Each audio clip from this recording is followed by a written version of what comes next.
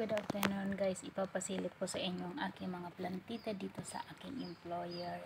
Actually hindi ko naman sila employer, sila lang naging amo ko. Parang ganun, hindi employer nga.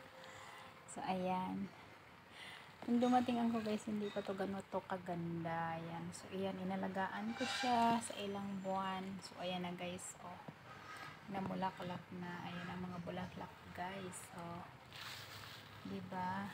Ito mga bagong replant ko yan. Tapos ito, oh, yan guys, namulaklak na siya. Oh.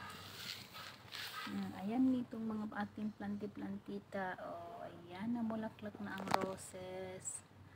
Ito, oh. Saka ito, ayan. Ewan ko, nakalimutan ko na guys kung ano ang tawag dito sa ganito na to. Dati nun sa amin dyan sa Pinas, sa probinsya, maraming ganito. Nakalimutan ko lang guys yung pangalan nito. Ayan, o, namulaklak na siya. So, ayan guys, so, diba? Ang ganda ng aking plantita. Nire-plant ko yan kasi tinanggalan ko yan ng ano.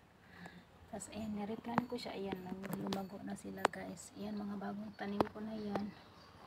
Saka ito. So ayan guys, ito ang pinagkakaabalahan ko dito pag wala na akong ginagawa sa loob, pag tulog na yung alaga ko.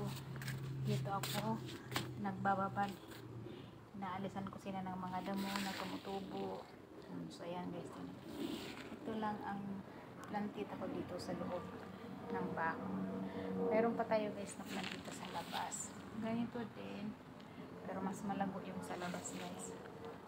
Ito lang yan. Ayan. Kakatatanim ko lang kung siguro mga few months lang. Ayan na, namulaklak na siya. O, diba? Ito dati na yun.